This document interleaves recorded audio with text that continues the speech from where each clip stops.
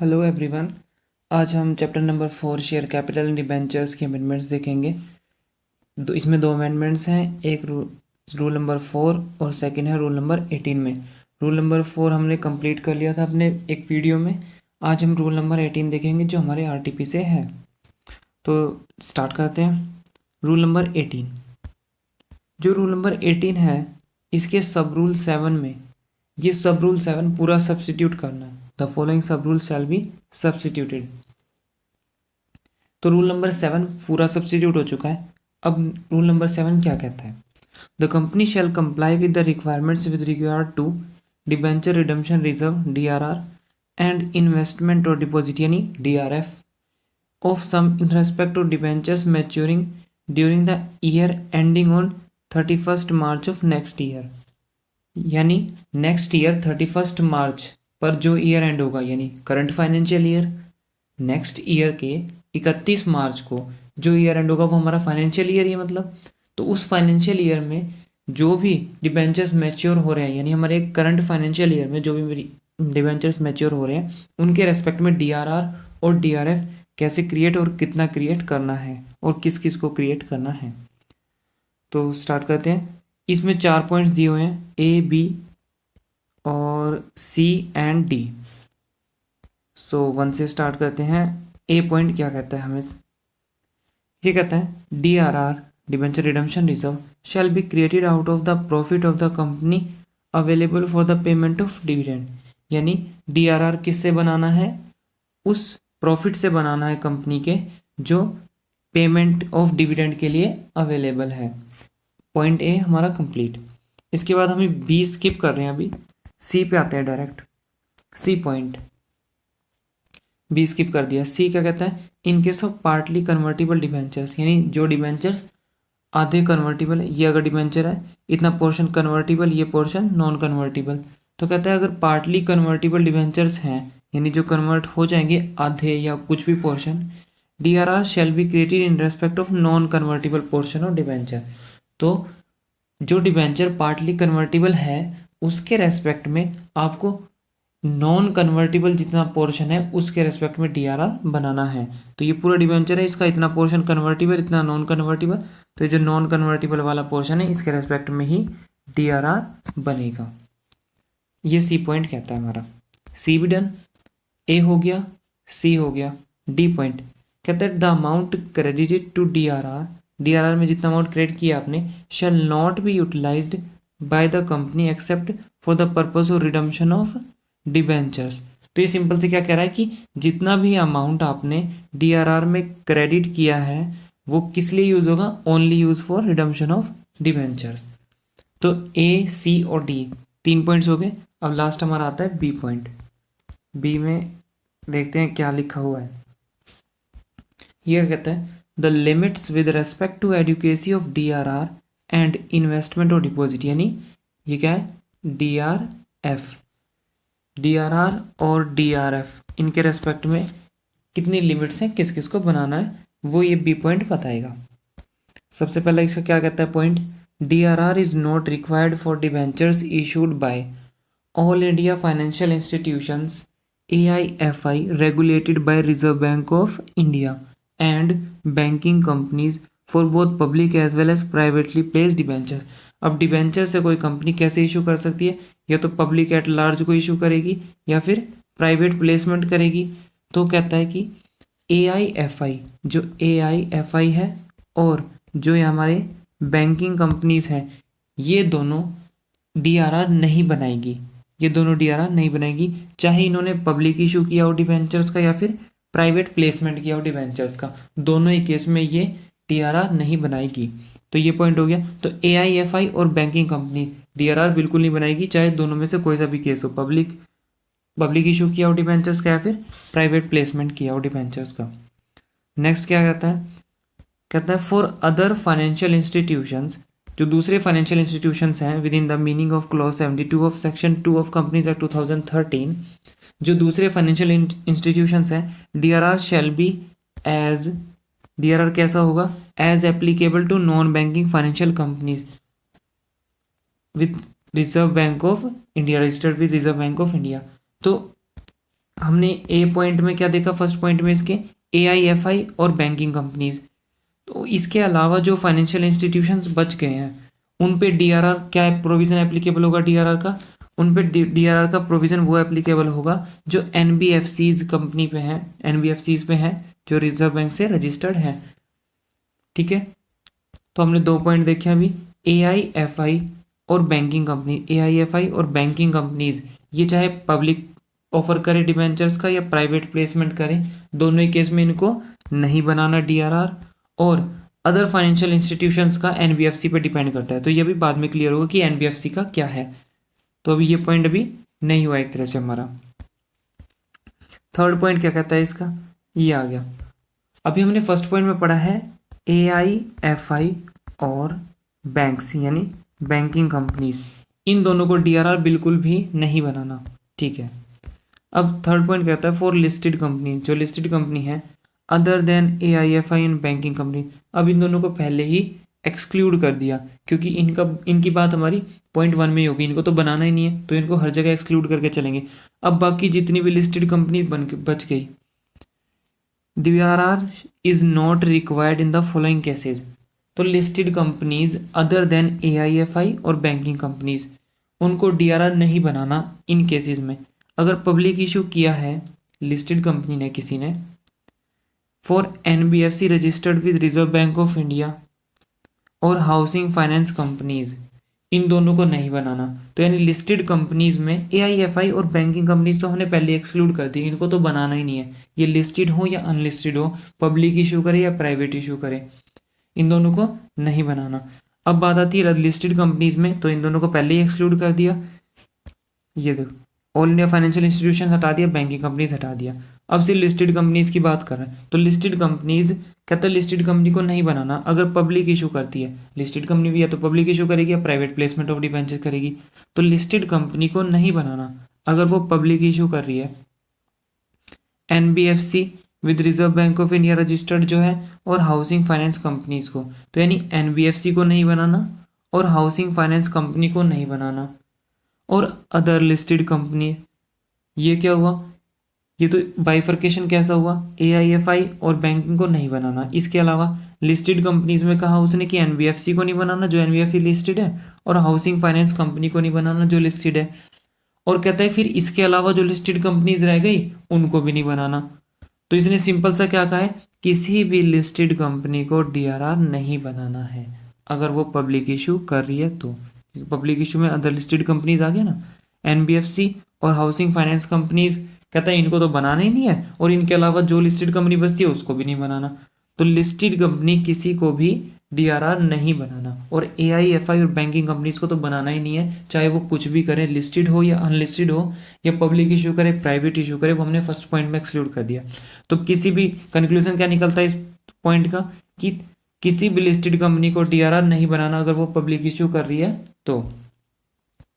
अब प्राइवेट में देखते हैं, कहता है in case of privately placed debentures for company specified in सब आइटम A और B, यानी ये वाले।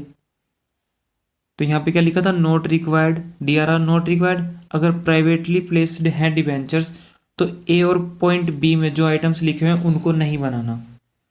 अब ये अगर हम इसको पढ़ें तो यहाँ पे पब्लिक की जगह प्राइवेट आ जाएगा, इस केस में प्राइवेट आ जाएगा, और A और B पॉइंट ये वाले सेम लेने हैं इसमें भी। तो प्राइवेट प्लेसमेंट अगर कर रही है तो कहता है NBFC को नहीं बनाना, प्राइवेट प्लेसमेंट किया है अगर, हाउसिंग फाइनेंस कंपनी को नहीं बनाना, और दूसरी लिस्टेड कंपनीज बच गई जिन्होंने प्राइवेट प्लेस किया है उनको भी नहीं बनाना। तो सिंपल सी बात क्या है, किसी भी लिस्टेड कंपनी को चाहे वो पब्लिक इशू करे डिबेंचर्स का या प्राइवेट प्लेसमेंट करे, उसको DRR नहीं बनाना। किसी भी लिस्टेड को कंपनी को DRR नहीं बनाना है। ये थर्ड पॉइंट हमारा क्लियर हो गया।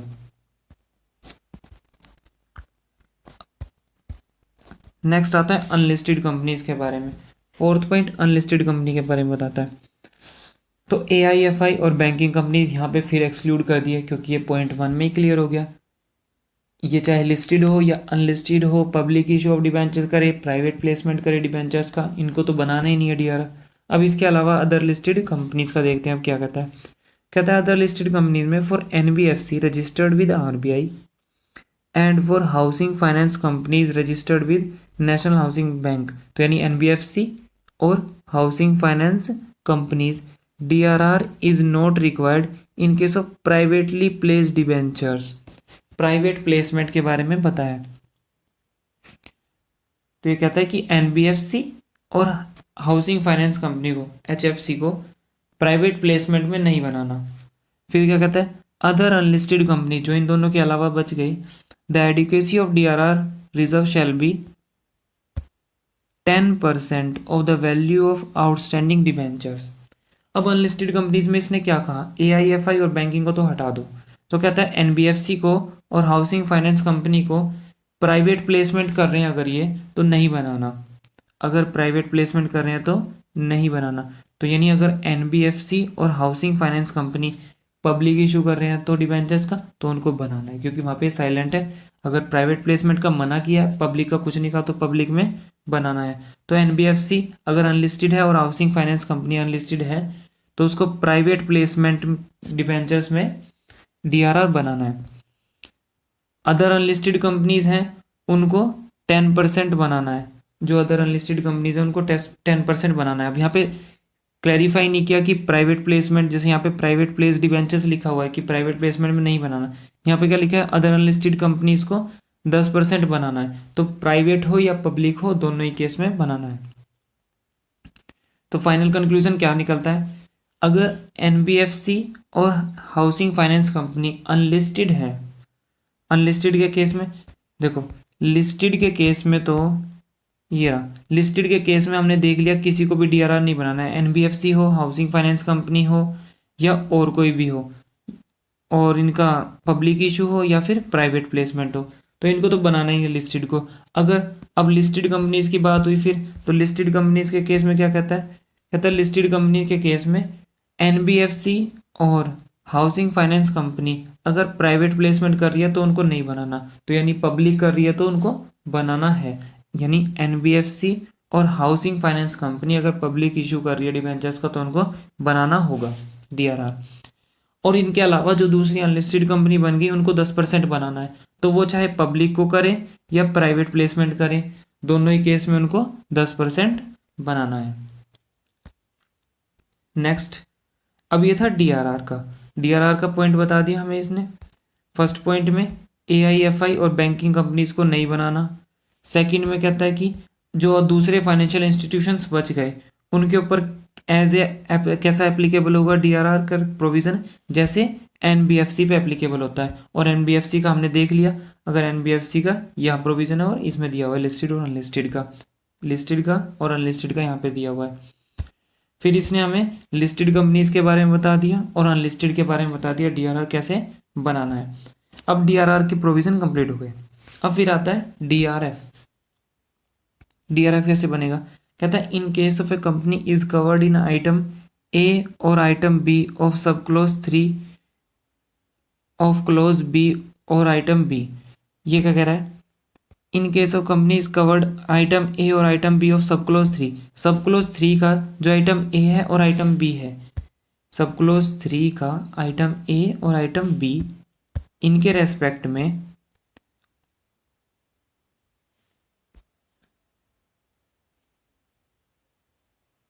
और item B of sub clause 4 of clause B, B sub clause 4 का आइटम बी, 4 का आइटम बी ये रहा, और ये सब क्लोज 3 का ए और बी, इन तीनों के रेस्पेक्ट में, यानी लिस्टेड वाले में ए बी, अनलिस्टेड का ये बी, इनके रेस्पेक्ट में क्या कहता है, इनको डीआरएफ बनाना पड़ेगा। इट शैल ऑन और before 30th April of each year in respect of debenture issued by company covered under item. यही तो ये क्या कहता है कि इन आइटम्स को, ये थर्ड के ए और बी को और फोर्थ के बी को, इनको क्या करना है, इनको डीआरएफ बनाना है। कितना बनाना है, 15% डीआरएफ बनाना है। तो इन पॉइंट्स में जो कवर है, थर्ड पॉइंट का ए बी, ये सारी यानी एनबीएफसी, हाउसिंग फाइनेंस कंपनी, सारी लिस्टेड कंपनी अगर पब्लिक इशू कर रही है, प्राइवेट प्लेसमेंट कर रही है, इन सबको बनाना है डीआरएफ। और अनलिस्टेड कंपनीज में other unlisted companies other then NBFC और हाउसिंग फाइनेंस कंपनी, इनको डीआरएफ बनाना है। कितना बनाना है? 15% बनाना है। कब तक बनाना है 15%? We shall not be less than 15% the amount of debenture maturing pro 30 April, 30 April से पहले पहले। तो यानी मेरा ये फाइनेंशियल ईयर है, ये अप्रैल है तो, और ये मार्च है, 31 मार्च ये है। तो इस ईयर में जितने डिबेंचर्स मेरे मैच्योर होने वाले होंगे उसको यहाँ पे 30 अप्रैल तक उतना डीआरएफ मैं 15% बना लूँगा। डीआरएफ 15% बनाना है मेरे को। Amount debenture maturing during the year, तो इस ईयर में मेरे जितने डिबेंचर मैच्योर हो रहे होंगे उनका मैं 30 अप्रैल तक डीआरएफ बना लूँगा, जो कि 15% होगा। 15% से कम नहीं होना चाहिए। नेक्स्ट क्या कहता है? Provided that the amount remaining invested or deposited as the case may be shall not at any time fall below 15% of the amount of debentures maturing during the year 31st March of that year। ये कह रहा है कि हमने आपको ये deadline दी है, ये आपका ईयर है, इसमें जितने भी डिबेंचर्स मैच्योर होने वाले होंगे उसको आप 30 अप्रैल तक, यहाँ 30 अप्रैल तक उसका 15% आप इन्वेस्ट कर दोगे या डिपॉजिट कर दोगे, जो भी केस होगा। तो यह कहता है कि अब ये नहीं है कि आपने इस दिन तो 15% मेंटेन कर दिया, उसके बाद वो कम होता जा रहा है पैसा, वो 15% आपको पूरे साल मेंटेन रखना है। ये कह रहा है प्रोवाइडेड वाला पोर्शन ही है। इसके बाद अब हम 6th पॉइंट पे आते हैं। अब मेथड ऑफ डिपॉजिट और इन्वेस्टमेंट बता रहा है 6th पॉइंट हमारा। हमने डीआरआर पढ़ लिया, डीआरआर हो गया हमारा। डीआरएफ पढ़ लिया हमने। डीआरएफ किस किस केस में एप्लीकेबल होगा? डीआरएफ 15% है और डीआरआर 10% है। अब मेथड ऑफ डिपॉजिट और इन्वेस्टमेंट कहता है deposit with any scheduled bank free from any charge और लीव। शेड्यूल्ड बैंक में करना है, कहाँ कर सकते हैं? दूसरा, पहला तो ये पॉइंट यहाँ कर सकते हैं। दूसरा, in unencumbered securities of central government और स्टेट गवर्नमेंट। सेंट्रल गवर्नमेंट और स्टेट गवर्नमेंट की सिक्योरिटीज में इन्वेस्ट कर सकते हैं। अनएनकम्पर्ड मतलब free from any charge. Next आता है in unencumbered securities mentioned in sub clause A to D and double E of section 20 of Indian Trust act.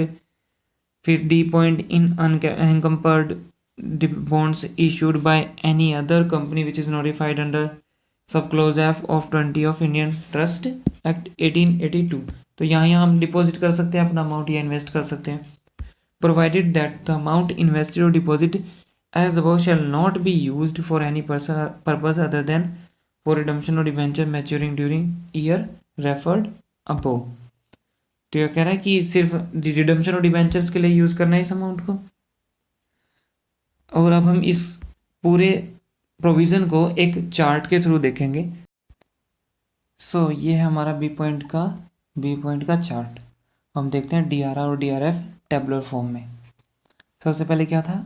All India financial institutions और banking companies, इनको तो require ही नहीं है किसी भी case में डीआरआर बनाना।